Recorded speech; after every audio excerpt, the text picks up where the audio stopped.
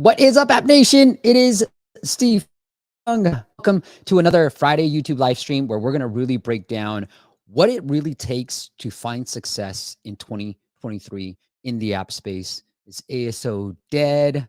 What is your metric? What is the right marketing channel? A lot has changed since I started back in 2011. We're going to share some case studies and lessons that we've learned with my guests. Combined, we work with over 3,000 apps. I want to say hi to a few people as we're waiting for the guests. Ken's going to be here in just a bit. Sketch my story. Mary, good to see you in person and catch up. Good to see you virtually as well. And then Patrick is here. And we got Adrian. What's happening, Adrian? So I just want to tell you guys, we're finalizing. The date is finalized. We've got a workshop that we're going to be doing in San Francisco on May 19th. Details, if you're not on an email list, get on that email list. And if you don't know how to get on it, I'm probably not doing a good job of that either. Just email me, but we'll send you the details. But May 19th in San Francisco, mark it on your calendars. It's right before MAU. And if you want to come to our workshop and go to MAU, stay for our workshop and go to MAU too, let me know and I can work out those details as well. So, Adrian, you missed the London one, man. You might owe me. You might have to fly over. All right. How's it going? Marwan is here. And then we got Fod. How's it going, my brother? And then there you go. Yeah, Mary's been to a few. So if you really want the scoop, ask Mary from Sketch My Story. So Nurex is here as well.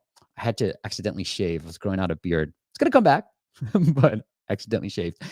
While we wait for Ken, here's some of the things that I like to really think about. And I'm going to share this case study in the future video. But when it comes to ASO, it's really about finding the right keywords, okay? And I'm going to break down this sort of workshop that I did in London. I'll share with you guys these things real quick. I'm going to pull up the presentation. Yeah, thanks, Mary. I feel like we have the best iteration of these workshops now. We do workshops, like what I'm about to share with you.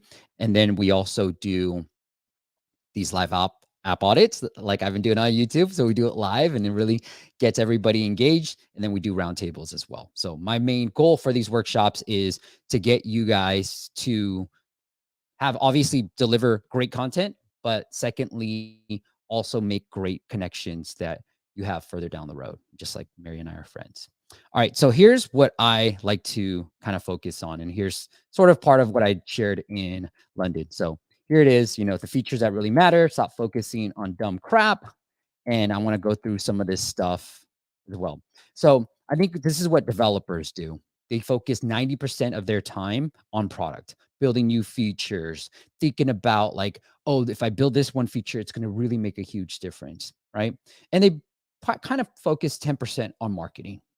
Like, I'll get there, right? Let me just build these features. It's more fun. Like marketing, if you don't enjoy it, you're going to live here. And I think what some people might believe is I'm the opposite, right? I focus 90% on marketing and 10% on product.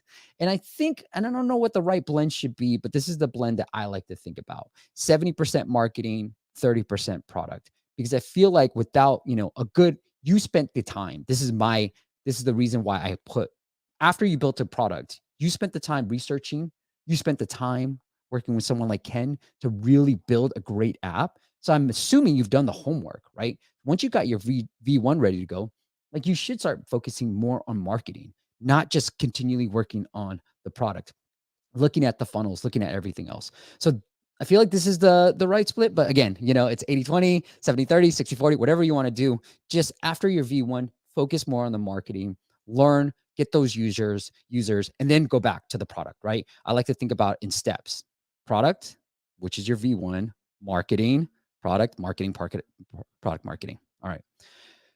So we have Ken, and I'm going to break down some of the strategies as we talk as well. But without further ado, let me introduce the guest. He is the founder of Vermilion Sky, the app development company that's really going to help you grow your bottom line. Got to meet him for a few years, and I'm happy to have him back to really break it all down. So without further ado, let's bring in Ken Vermilion.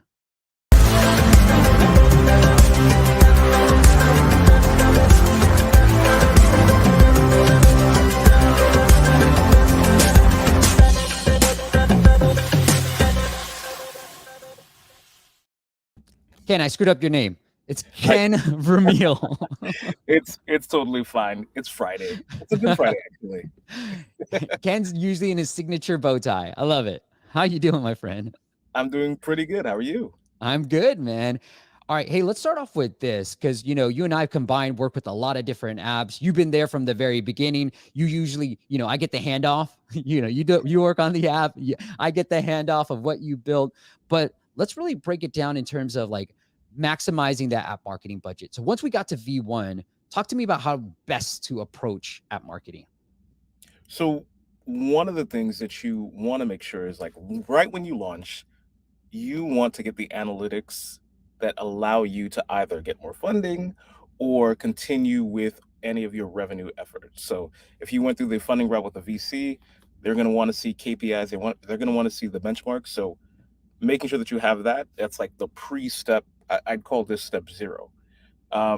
Same thing if you're tracking revenue. Step zero, make sure that you have all the analytics.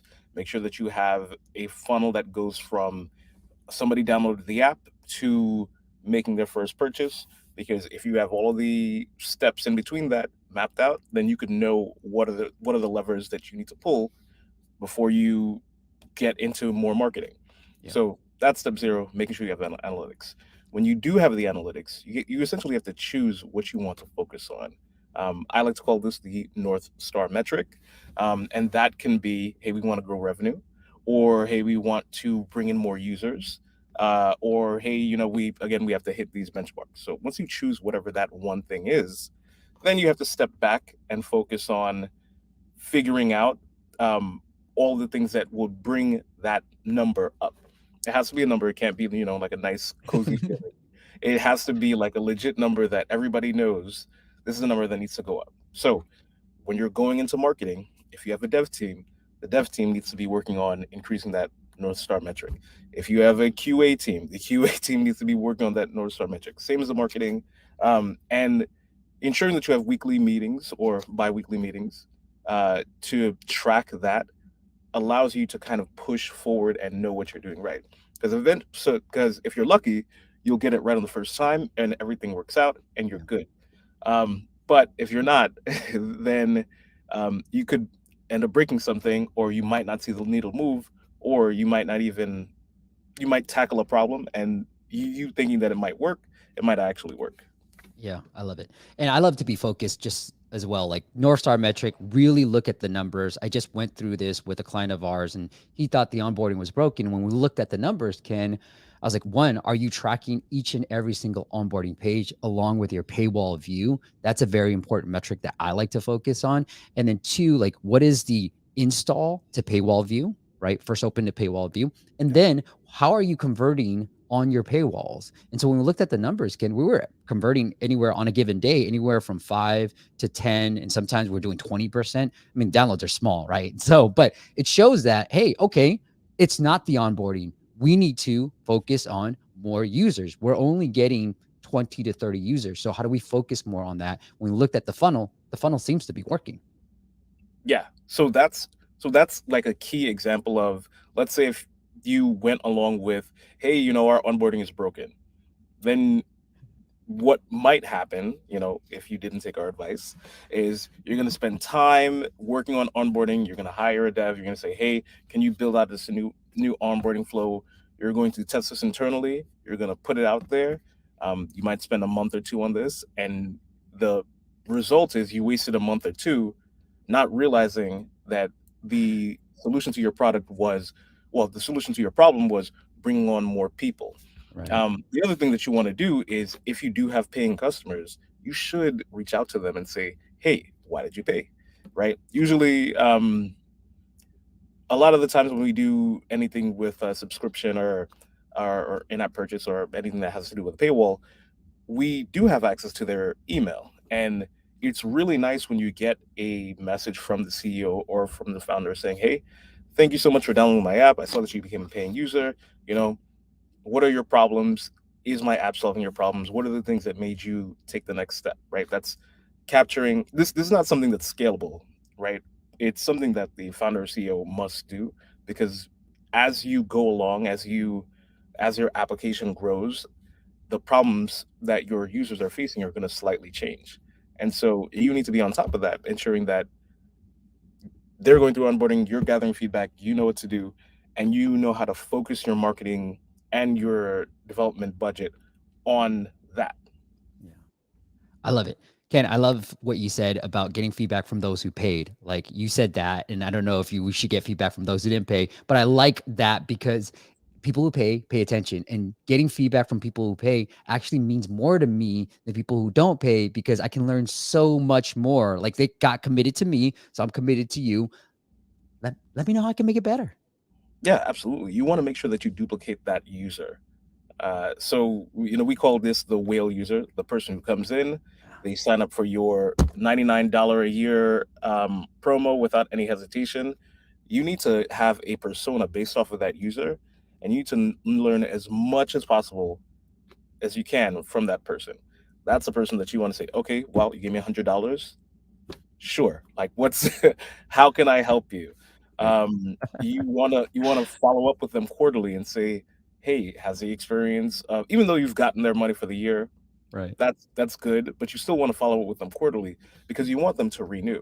And not only do you want them to renew, you want them to then say, I'm going to tell other people who may fit in that persona about your application so that they can download it so that they can give you $100. Yeah. So yeah, focus. And it's not to say that the non-paying customer is not valuable. There are other ways to monetize non-paying customers, but you want to ensure that even when it comes to figuring out like, hey, what should we build, right? You want to rank like, hey, these are the whale customers. These are the ones that want these features. Uh, these are highest priority. Yeah. Then after that, it's lower priority. Like for instance, if you have like a small feature, you don't want to get too bogged down with like small feature tweaks and everything, and small marketing tweaks based off of your lowest paying Yeah. metric, right? Yeah. You want to make sure that you're keeping the people who are paying the most happy, and then yes, definitely increasing the user experience for the people who also don't pay as well. Yeah. I love it. All right, Miguel is here as well. What's up, Miguel? Daniel is here. It's all right, Daniel. Good to see you. And then, how possible to grow up by keywords? So I think Nurix is saying, how possible is it to grow an app using just ASO alone and keywords? I'm assuming that's the question. What do you Yeah. think, Ken? No, I think that's the so you have to test with your ASO. So you one of the things is there are ways that Steve can show you how to. I mean, I can do it too, but Steve's better. No, you do it. Go for it. I want to Um, learn. This is my way of learning too. Uh, there are ways that you could test with keywords. One of the interesting things that I learned the other day is that sometimes people don't check their ASO, and they might have old keywords in their. They might have just old keywords in there. They might have the name of a competitor that doesn't exist anymore, that nobody's searching for. So you want to make sure that you are experimenting and have a formal way of doing these experiments. You don't want to say, it's Tuesday, let's change the keyword, and then no, you have a release. That release has a number. You have your North Star metric that you're tracking against. You know that by changing these keywords, it's either going to bring the North Star metric up or bring it down. When you do that, that's when you know that's how you can if you change your keywords and search goes down and discoverability goes down, now you know that you're doing the wrong thing, and then you adjust and you tweak. So that's really how you could grow with just ASO keywords. Yeah.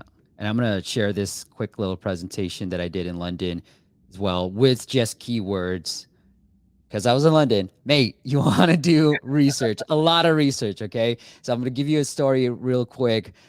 Nurex, about a client came to me with an idea, and he's a developer, Ken, so he can make it by himself. And I was not as enthusiastic when he first told me the idea, right? Mm. But when I did keyword research, and I'll kind of break down exactly how I did it, Mm-hmm. here are the keywords that I found. So I found 2 keywords with 30 traffic, right? And I was like, that's interesting. We have an app that's making 8 to 10 grand a month by ranking number 1 for 2 keywords that are in the 30 range, right? As you can see, when we did research, I was like, oh, it's low competition. And Ken, what I found was these two keywords, nobody was using the title.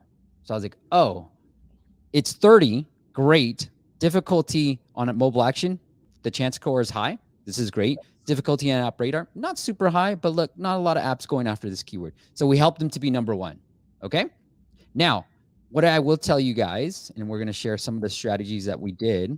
So here you can see I break down how we got them to be number one. I'll break that down a little bit later in another video. But you can see the downloads for ranking number one for this keyword is 145. If you don't believe me, you think I'm running some TikTok campaigns, I even break it down. It's 143 through App Store search. Nice. Right? All right. So this is recent March. You can see the total downloads. Now, we just launched and we got them to be number one really quickly using some creative strategies. Okay. Here are the sales. So I'm trying to break it down by numbers. Here's the first month of sales. There's no trial, so we're able to make money right away because it's sort of like powered by ChatGPT. So you can see that we've been able to make $1,600 in sales in 22 days for free using purely ASO. So that's the value. It's so hard these days, Nurix, to just solely be reliant on keywords, but you're gonna have to get creative. You're gonna have to get a full understanding of what you need. And what I want you guys to take away from this is all you need is a keyword, hopefully two keywords with traffic of at least 30, and you could build a six-figure business. That's what we've done. Obviously, it depends on the average order sale of your app, but for our app, most people sign up for the $60 a year, and we'll be able to make 8 to 10 grand. So it's a six-figure business by just focusing on two keywords that have at least a search traffic of 30. Obviously, you need to be number one for that keyword. Oh, yeah. Both case studies were number one, but yeah, it's enough to get going too. Yeah. When you have your product, even though like in the physical world, you know that people need this thing, you know that they're using it, you still need to figure out the language that they're using to solve their problem. Yeah. And that's where the ASO really comes in because, they're going to go into the App Store and they're going to type, "This is my problem," right? Yeah. And when they type, "This is my problem," you want to make sure that you grab them from your search page. Hopefully, you have a search ad as well, and then bring them into your app, onboard them correctly, and ensure that they have a good experience. So just matching your app with matching the problems that your customers are facing with the correct keywords. Yeah. Bring them in, understanding that the language that they speak, and setting up a situation and an experience in where they feel like, oh, you get me, right? You get me because you know what my problems are, you know what words I'm using to find you, and that is the way to a six-figure business pretty easily. I can do it live. So like I always pick on meditation, but Ken, do you got a like a keyword or an app idea that you've been working on, or you got a client that you're working on? We can do it live. Well, right now I'm thinking, so everybody has an app idea, and I'm thinking, I'm thinking about making an app that did exist in the past. That I'm kind of like bringing it back, and all it does is it lets you organize your app idea. Organize an app idea. Yep. Okay. Oh, this is great. And or organize startup idea, business. Like idea organizer. Yeah. Okay. This is great. This is exactly what we did. So the more niche, building on top of what Ken said, the more niche that you are, where you're talking your exact language, the better it is. I like to use meditation, but let's think about idea organizers. This is perfect because it's sort of like, it's not an organizer, right? It's an idea organizer. So maybe mind mapping might be an example, right, of a keyword. So you can see brainstorm, Xmind, and I can see, and I'm looking for anybody that has that keyword in the title. So nobody's using it, for example. So I'm going to click on this eye icon. I'm using AppFollow right now. And then I'm going to really search for good keywords around 30. So note, obviously super competitive, Milanote, Jamboard, organize might be interesting, right? But again, too generic for me. So mind map, potentially right here, right? So 34, and that's all you need, right? And then what I like about keywords like mind map are mind mapping, okay? So that can I build on a longer tail keyword, right? So for example, it would be, I don't know if there's a good example here, but here, it's another mind map. my There's no maps. business mind map.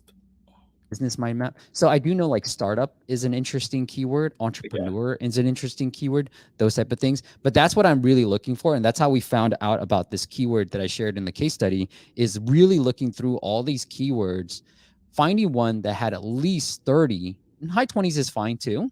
Yeah. And then kind of being like, oh, let me do this. So maybe even like letter writing app, right? Like Hmm. this is a great keyword. Letter writing should have decent volume, letter writing app, letter writing free, letter writing for school. If it's has those type of keywords beyond that, then I'm like, all right, let's build this app idea, for example. Okay, Hmm. maybe here, right? For you, brainstorm, maybe. Brainstorm So your app idea for your startup. Something like exactly. Business plan, right? There how you now fit. we're starting to get somewhere where I'm like, okay, maybe now I feel like we have an app idea that we can make really work. And So there are competitors in there too. yep, probably. Yeah, yeah, yeah. So that's how I kind of do it, and that's how you rely on it. Okay, let's get into some other questions that we might have. Mary says, "I love building my app.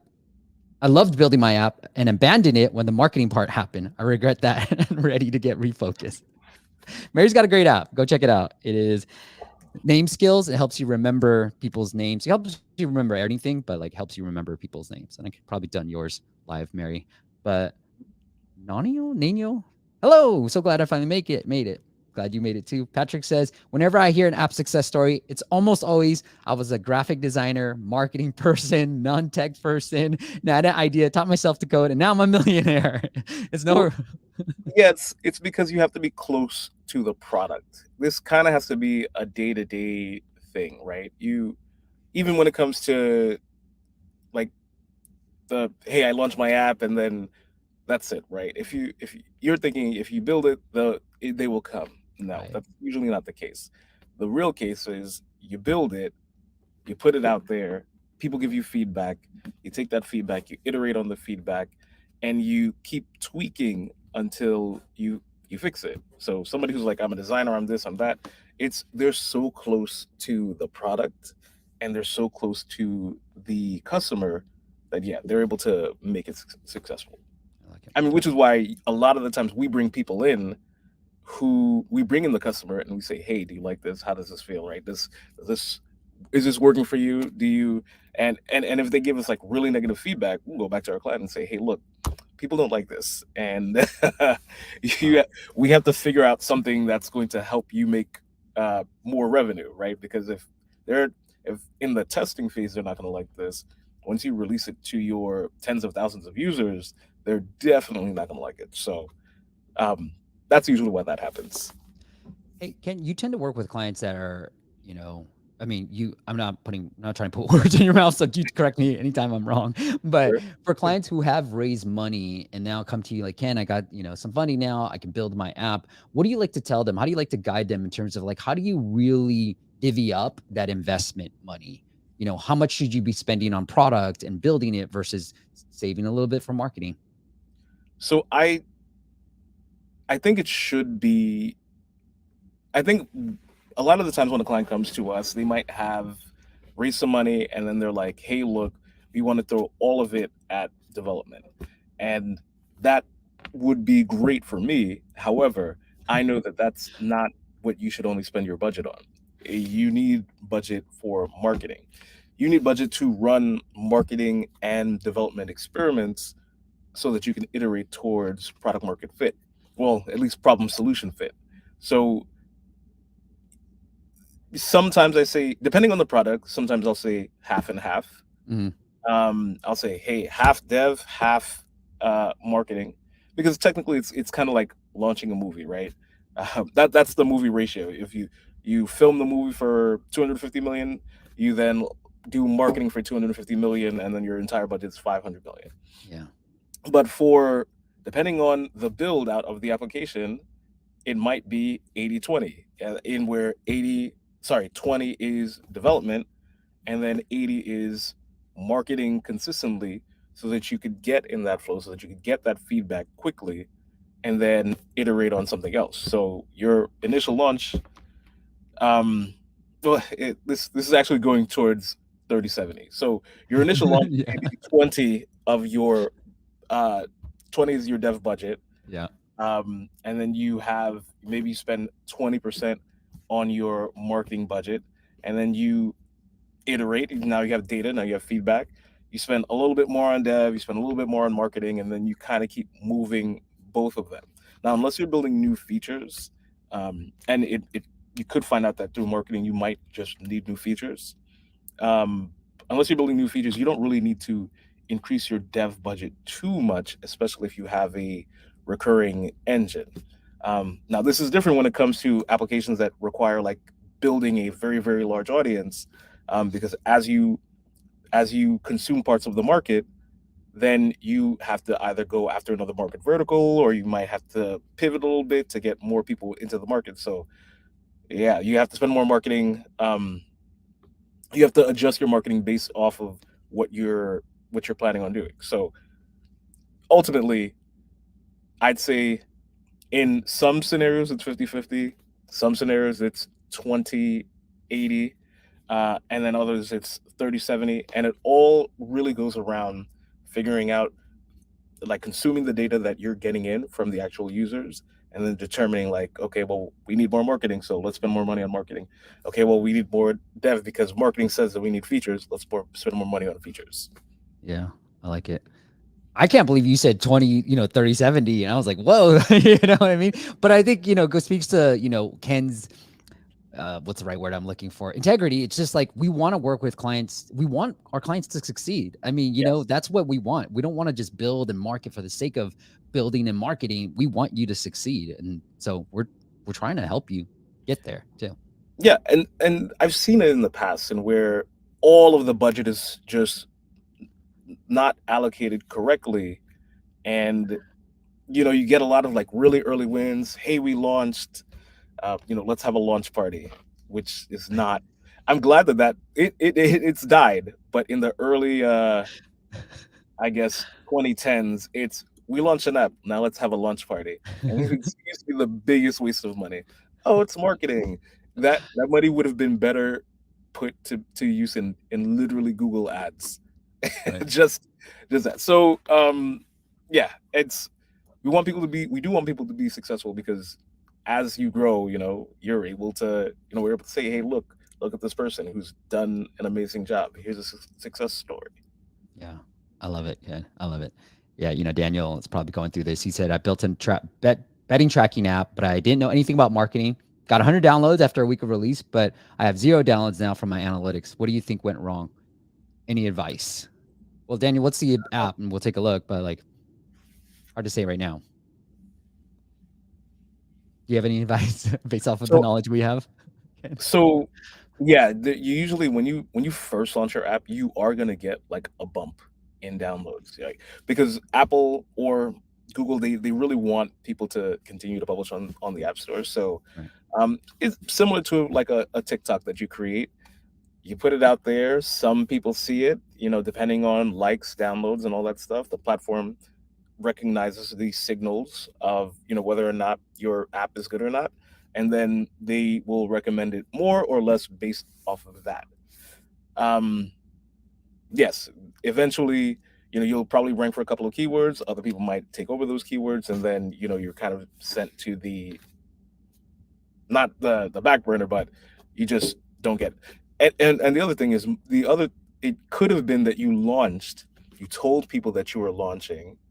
They were super Right. excited. They wanted to support you. They downloaded your app, and then that was it. So most likely, it's probably a combination of both of those. Of it's a new app, plus you told people about it. Yeah, I like it. Then our man says it takes an insane amount of effort, time, and resources to build and grow an app. I started Strive, a fitness app, about 2 years ago, and it's finally growing. Stuff, man. I'm a systems architect, Patrick says, by trade, and it's very hard for me to avoid going down the tech rabbit hole instead of just faking it, getting to the market. No, I know what that is. There are definitely times when I'm like, hey, we shouldn't build that. It's not. Yeah, right. You got to talk him out of it. Kevin's here. Yo, Steve, finally made it to the live session. Happy Friday. Happy Friday to you as well. Marwan has a question. I have two questions. He says, first, I have an app in the App Store and I've been able to rank 15 to 35 for a group of keywords with traffic 20 to 51. How can I reach top 5 or 10 for one of those keywords? Depends on the So, platform. yeah, I think really does depend on the platform, Marwan. I think what I would do is, I want to be careful what I share publicly, but there are some strategies you can use. Marwan, I would, like Ken said, test out different keywords, like really make a big focus on those particular keywords. Find one that has lower competition, but at least in the 30 range that maybe a lot of people are ignoring, and then really get that into the top 2 or 3 because you want to be in the top 2 to 3. And I think, frankly, now it's like 1 or 2 because there's an ad at the very top now. Yep. So most of the downloads go to top 3 results. You want to be there. I would really put a month, like go heads down, really drive, use the spike method, right? What I like to do is find a keyword that has low competition, put that in my title, put that in my sub, like put it everywhere I need it to be, especially in my title, US title, and then run an app advice campaign to spike the keywords and give these new keywords the best possible way. And then think about running Apple search ads too on these group of keywords, see which keywords are converting the best from a search ads perspective and sort of tap in installs and then really focus on those keywords. And then if I can, for example, rank 10 keywords with 5 traffic, will it be useful? I don't think so. We got one client to be number 1 for a keyword that had 20 search traffic score, and Ken, it didn't really do much from a downloads perspective. And Miguel loves your tie. Ken's tie is the best a guest has had so far. You're blowing me away. I'm in a hat and sweatshirt, and you're like all I'm dressed up in fine. a bow tie. This is really my pajamas, to be honest. Not kidding.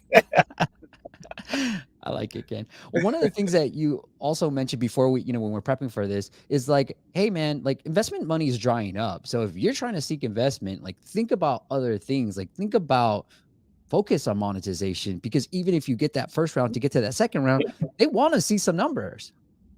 Yes. So with the economy the way that it is right now, and the Fed raising the rates, everybody's kind of investors are getting not tight-fisted with their money, but they're gonna want to see more, right? So with any new business that is coming out now, you're not going to be able to get away with a pitch deck, and well, just a pitch deck.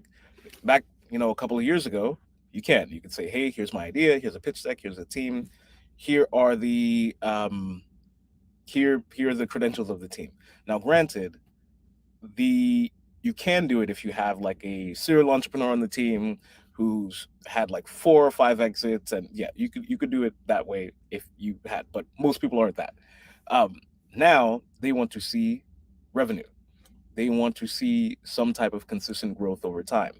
They're going to want to see that they're going to see that you have sweat equity, and they're going to be very careful with all of your metrics. So before, if you had a good team, you had a good personality, you're going to be fine.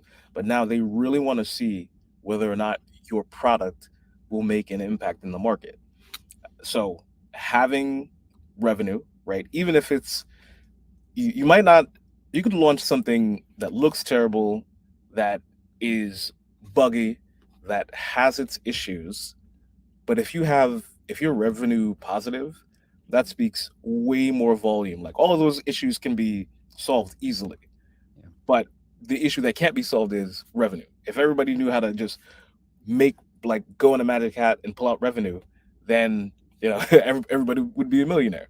But because it's revenue that's driving most newer investments, you might need to see which is why you see all the Series A and the seed rounds kind of going down, because a lot of the time they're pre-revenue or they're negative revenue. You want to start small, make some money, ensure that your monthly costs are lower than your income, even if it's like tiny.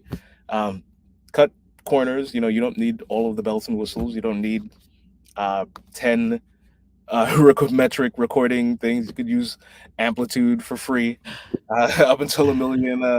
Yeah, you don't need. There's a lot of things that you could just cut. Yeah. Focus on revenue again. Focus on ensuring that you're moving in the right direction, and then you're fine. And even if you're not focusing on revenue and you're focusing on growth, most people don't. Growth was great like a year ago. Everybody was hyper focused on we need to grow, we need to grow, growth at any cost. Now it's not growth at any cost because growth is expensive.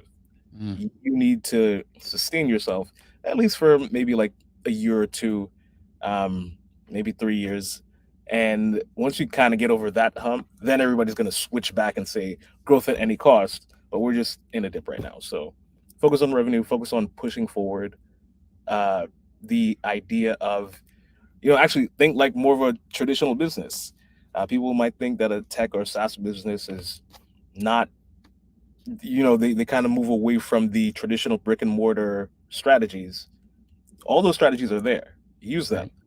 grow, and ensure that you're pushing in the right direction. Yeah, that's a great analogy, Ken. And it's sort of like having a restaurant with lots of people, but nobody's paying you for the food. And it's just like, yo, you don't got a business. You know what I mean? And sometimes people are like, well, we got thousands of users, super engaged. And I think that's valuable. But the next question for investors, from what I've heard, I've never raised money. It's just my opinion, seek other opinions too. From what I heard, it's just like, okay, what are the revenue numbers? What are the conversion rates look like? Right. And that's what so it's great to have users, but it's also great to make money. And this is a slide that if I can encourage anybody to do this. So join us live in San Francisco, May 19th.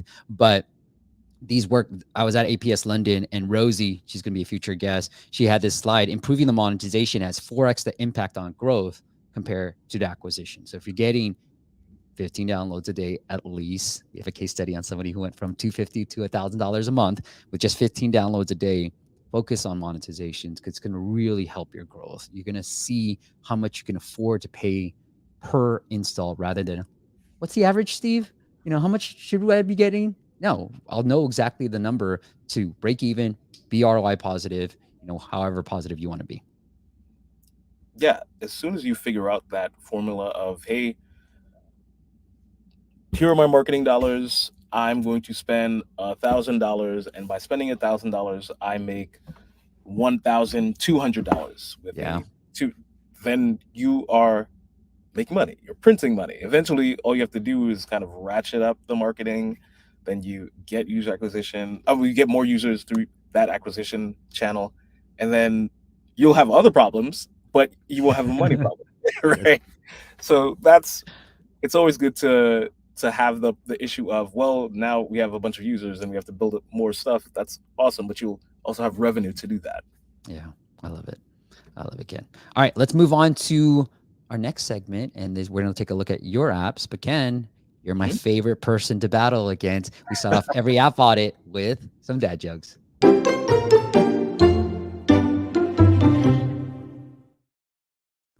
All right, my friend, you want to go first, or you want me to go first? You go first. I go first. All right, here we go. Ken's my favorite when it comes to dad jokes. Okay, he's really good. He shares a lot on Instagram too. Ken, Oh yeah. I once swallowed a book of synonyms. It's giving me the sorest throat I've ever had.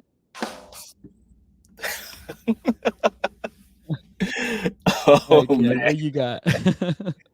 I have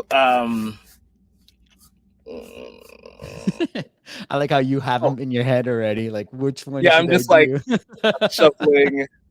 Uh why can't a bike stand on its own? Why? Because it's too tired. It's too tiered. I like that.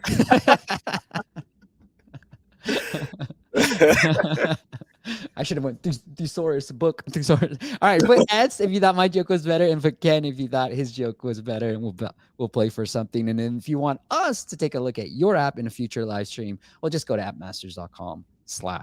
All Oh right, yeah. Ken, we've got McCall's app, which, by the way, McCall, you sneaky guy. I know I've done your app before. And so I don't know, you must have filled out the form a couple of times, but good on you, mate, for doing that. And he wants to know everything what's important to make an app good. So anything you want to lead it off with? His is a exchange. You can learn and practice with real speakers, native speakers, meet with them, chat with them.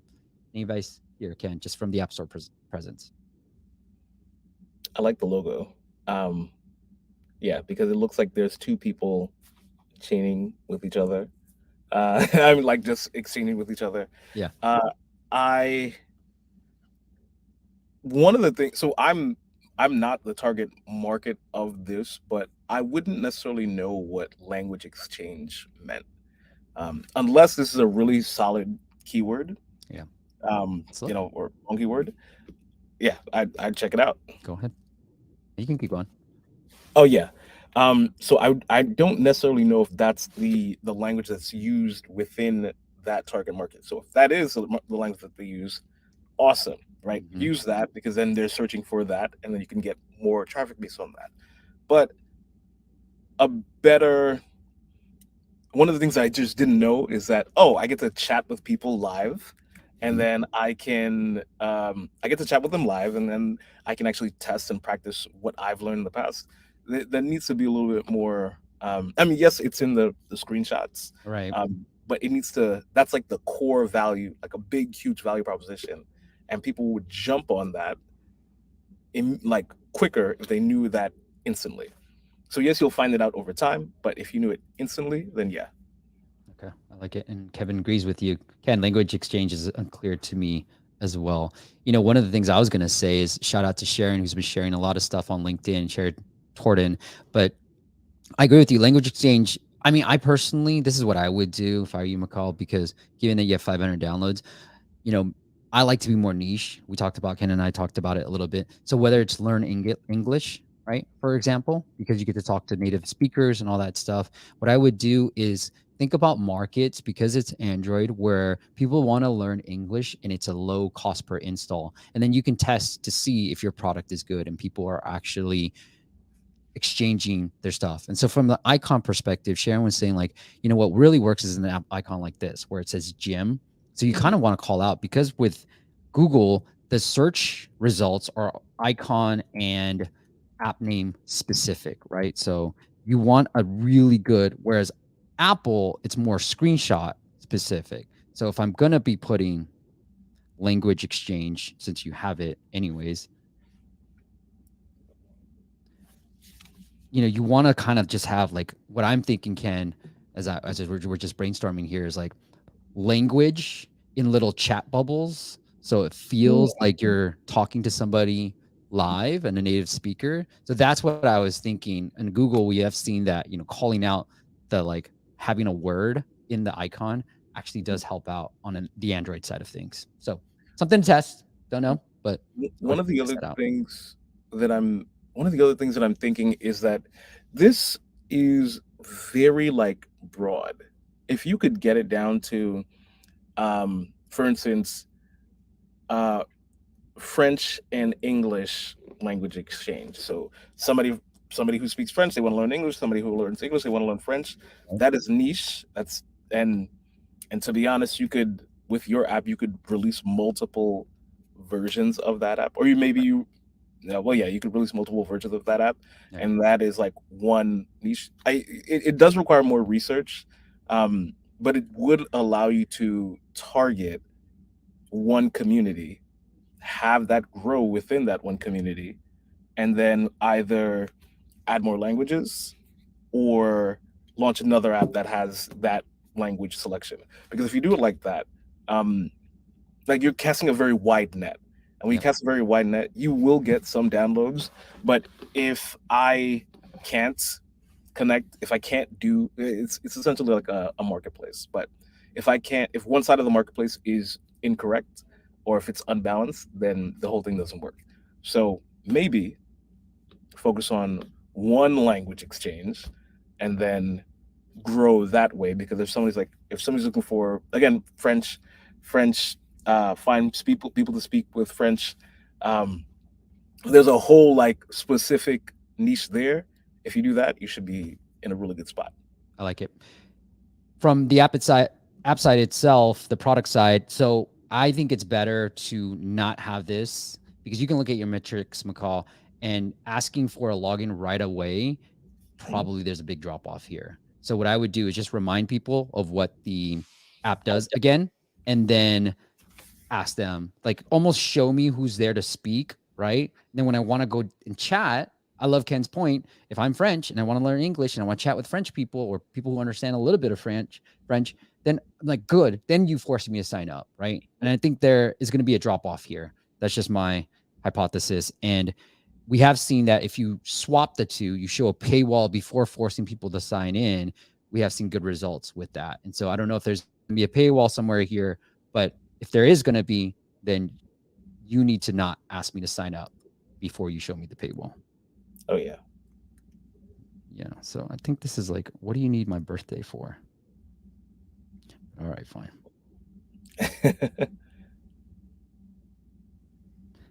All right, bro. So there are you could get the person's location from their device, and you could have that pre-filled so that they don't have to fill that out. Yeah, I'm trying to put my birthday too. Yeah, because if you like a lot of the things you can kind of just pull like, hey, where's this device or where's the person? Boom. Like if you're gonna have that as part of your onboarding, make it super Yeah. seamless. English, Spanish would be cool. Complete beginner. Okay. So here's an example of I'm not trying to hate on your app. The initial onboarding, you want to get the person to the problem, sorry, to the solution of their problem very quickly. Now, or at least you want to tease them with the solution. So if they come in, show them, hey, here are all these people that you could chat with. And Yeah. then once you have fulfilled the initial requirement of the solution is here, it's right here, that's when you can kind of say, give me all your information so that I can know how to Yeah. stuff with you. Yeah, I wouldn't mind showing like answering most of those questions. I didn't like the birthday, I didn't like the name, but like what language are you fluent on? I didn't mind, answering those Yeah. questions.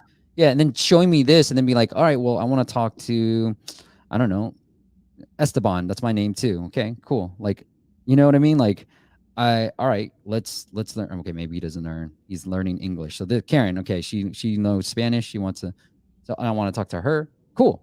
Like that's perfect, right? She knows Spanish, like what you said, Ken. She knows Spanish. I Yep. know English. They're gonna connect me. Show me that. Then now I'm willing to sign up. Like, hey, you have to sign up to then talk to Karen. I'm like, okay, no Yep. problem. Let's see what happens. Game show host. What about you? And then this is that win moment, right? I think this is cool. So even if it's a bot for frankly, like fine, but give me that win moment to get me going. I've seen some companies essentially leverage ChatGPT to do translations and to do other, you could make a bot in another language and have it work. Yeah. Which is nice.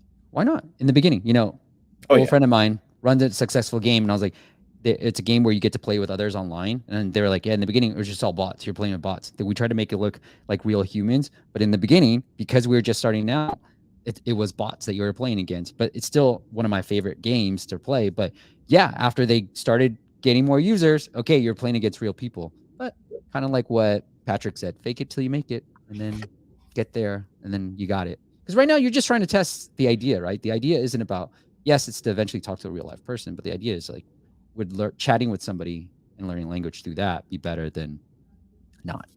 Oh yeah. And AAA game companies do this as well. Like Call of Duty, Go, there were bots in the very beginning. It was a multiplayer game, but and eventually as your as you played, the difficulty went up and they would drop off bots in order to make it feel like there were a lot of people in the game. So Right. it's not a bad thing. It's just a thing that you Agreed. need to manage correctly. And McCall, like, think about monetization. Then you can start testing. Is it like chatting with multiple people, sending more than one message, whatever that is? Think about that because you need to test this if it's a viable idea. And if people are willing to pay for it, something more interesting too. You know, think of Twitter. Like Twitter nobody thought about monetizing the user of a social media platform. And then Elon said, F it, let's just try it. I pay for that blue thing too. Mhm. And it's just like now everybody's adopting it. So it's like you gotta try it. You never know. If it doesn't work, then kill it. Like find something else. But you gotta at least ask for the money. Oh yeah. All right, Ken. So the more important part of this is who won. We got Marwan. I started off strong. Andre, thank you, my man. Miguel, you trader. Thanks for parents. All I right. needed one more to break the tie. And then it looks like Kevin, my man. You're down 0-1, Ken. All So right. let's get to round 2. You want to lead or you want me to lead? I can do it. All right. Once you've seen one shopping center, you've seen them all. Too late, Adrian. He tried to vote for you. Too late. Ah. All right. I'll try this one. Okay. This is me. Okay. I'm terrified of random letters. The therapist said, "You are?" Ah! I see. All right. That might take some while. All right. You are. After Adrian's vote, everything else counts. This is round 2. Okay. I'm going to write that into the comments. Round Okay. 2 votes, please. So put, I win it all or did Ken win it all? I think you won the first time. So let's see what happens this time. All right. Get to Audrey, maybe Audrey app right here. Blur Buster. Again, there's a lot of these type of apps, man. I'm sure you've seen them. So Unblur, a photo enhancer app. I've seen a few of these apps, worked with a few of these apps too, but this is what the app. And then Audrey, I think that's the name, just says organic growth. So, okay, we can focus on that. We'll get to the app as well. Anything you want to say here?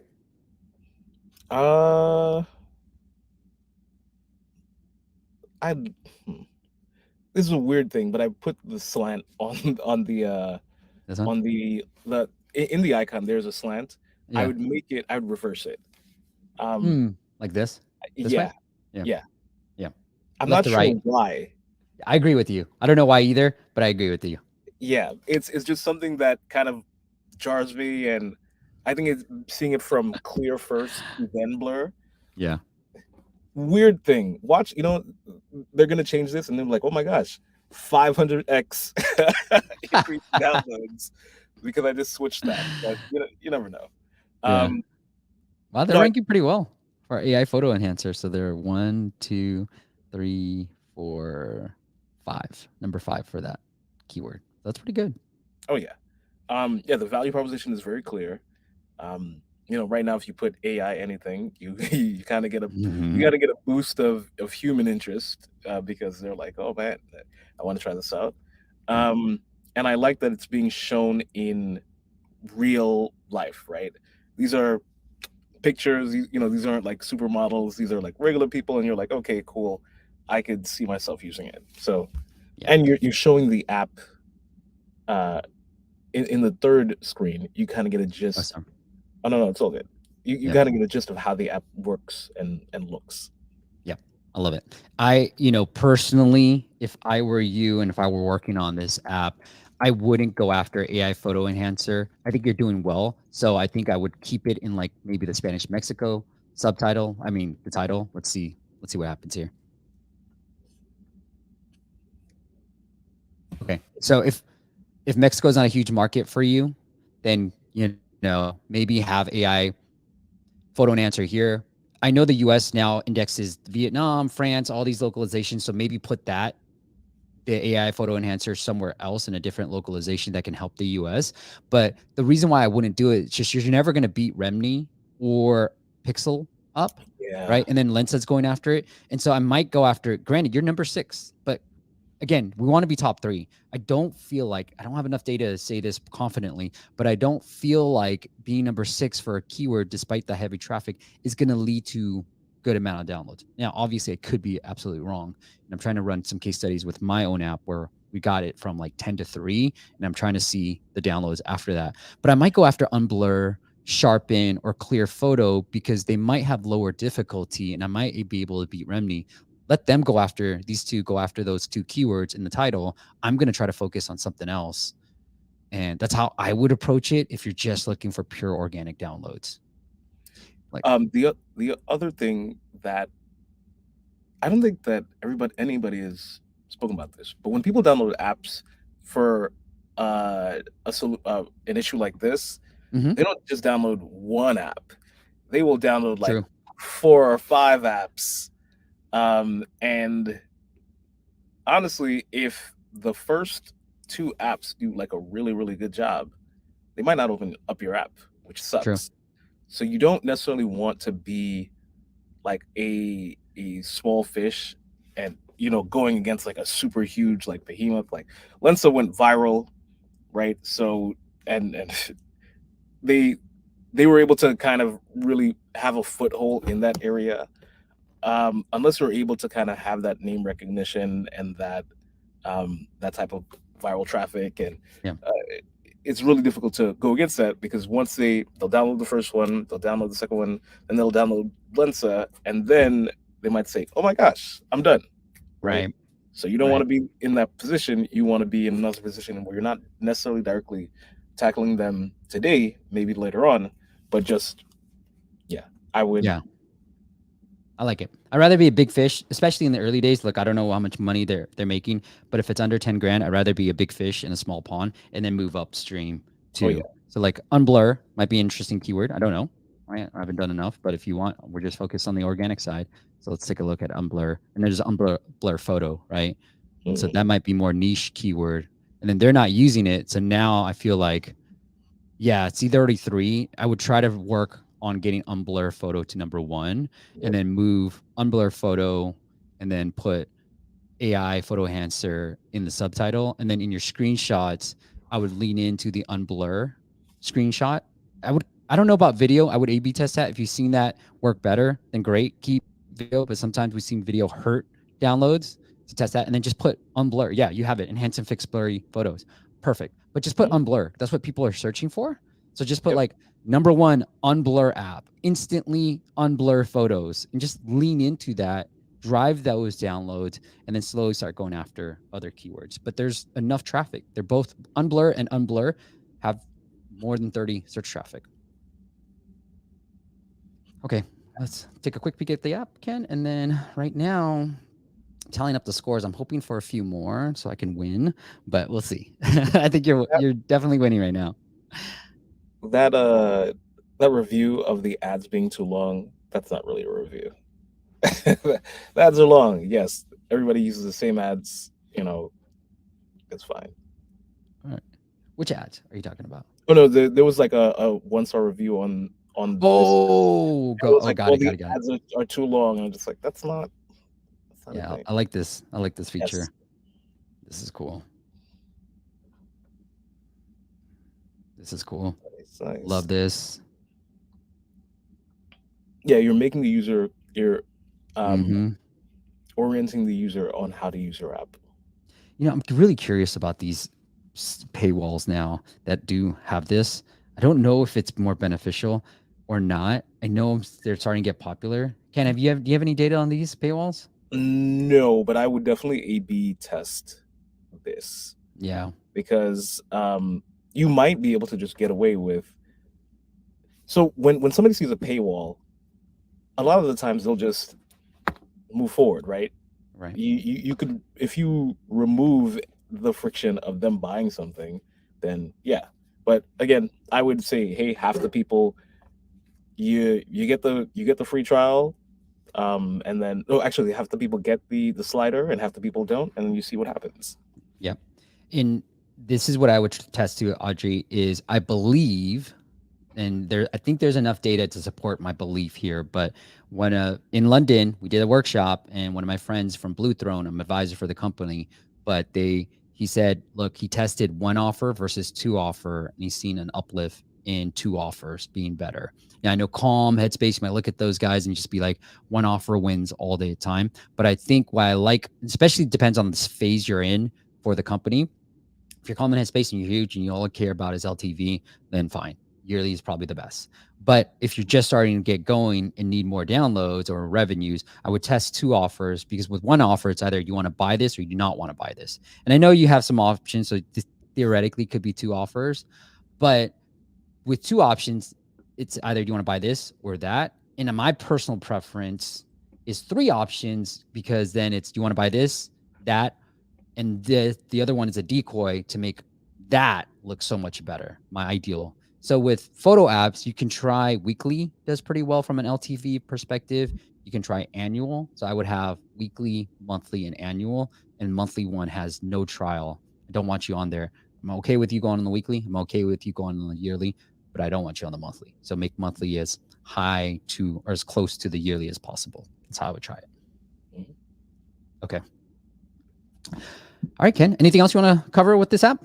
No, I think it's solid. I like it. All right. So let's take a look at the scores. We got apps for kids. Ken again, Patrick, Kevin switched his vote, and Andre. We got Miguel, and then Daniel had to rub it in and vote for you one more time. So you win that. We got a tiebreaker round. You want to go with a tiebreaker round? Yes. Let's And do you it. go. I go? All right. I think I have another letters joke somewhere in here. Okay, I'll do this. I used to be here. I got a photo too. I used to play badminton in high school. It's pretty dang good. Here's a little photo, Ken. There's me. That's awesome. Yeah. So I got a badminton joke for you guys. My dog's name is Mitten. Today he ate my shuttlecock badminton. All right, Ken. What about you? I'm reading this book about anti-gravity, and I just can't seem to put it down. It keeps floating. I thought you were literally reading that book. I didn't know that was a punchline. That is awesome. Hey, Ken, any like parting advice or parting thing you want to say? I would say that right now, again, with everything going on, we really, if you were having monthly meetings with your team, move them to weekly, because everybody has to be a little bit more scrappy, a little bit more agile at this point. Because one, revenue. Oh gosh, when it comes to making money, it's gonna get a little bit harder. But by kind of planning and iterating and really giving the customer what they want, then you'll be able to be fine, right? A lot of people are scared and whatnot. You don't have to be scared. You just have to see what's going on and pivot. Maybe cut some costs, but cut it in a way in where you're always moving forward and making money. Yeah, I love it. Great way to end the show. And Ken, here's another great way to end the show. Ken for the win. Thank you, Kevin. Physics nerd here, so I had to give it to Ken. That was a really good joke. I haven't hit the button twice. Thanks for the talk. You're welcome. Once again, guys, if you want to connect with Ken, his LinkedIn profile is pinned to the YouTube comments. And I don't know if some people are watching on Facebook, some people are watching LinkedIn, but go connect with Ken. It is all his info is linked up into the description of wherever you're watching this as well, or if you're listening to the podcast. Guys, if you can't make it every Friday, listen to the podcast. It's on iTunes, everywhere you want to go. But if you want to work with Ken, go check out vermilionsky.com, and that is also linked up in all the show notes. Ken, do you want to send them anywhere else, the listener, the viewer, anywhere else? No, yeah. Contact me through the Let's Talk button in the top right. And right now we're doing free consultations. A lot of the times people might have an app idea, or they might have an existing application, and it might not be doing what you want it to do. Yeah. And so we can help you either tweak it, help you pivot, or even just say, hey, here are your next steps. Because sometimes you might not just know what to do next. And so we're able to help you through, sometimes it's 45 minutes, sometimes it's an hour, but it usually gets you clarity and gives you the opportunity to, again, figure out how you're going to make revenue, figure out how you're going to stop losing revenue. And yeah, we can help. I love it. Yeah, go reach it out. vermilionsky.com. Once again, hit that Let's Talk. Ken and I have worked together, shared some clients together as well. I've known him for a few years now, and so he does really, really good work. Just go hit that Let's Talk button on Vermilion Sky. And then Adrian, you didn't have to rub it in. We already knew Ken won. Okay, thank you. Jeez, guy. All right. Well, we're back every Friday, 9 a.m. Pacific. And next week, we're going to talk with Eric from Bullhound, I believe. But we're going to really break down the subscription side of the app business and show you what are the stats out there, what are the metrics you should be hitting, what are the things you need to be focused on. And we're going to break it all down for you every Friday at 9 a.m. Pacific. So I'm back. Clean shaven now. So I might have a little scrub next week, hopefully. But Ken, thank you so much for coming on and doing this, man. Thank you for having me, Steve. You're excellent. Thank you guys for watching. I'll see you next Friday on the next video. Bye.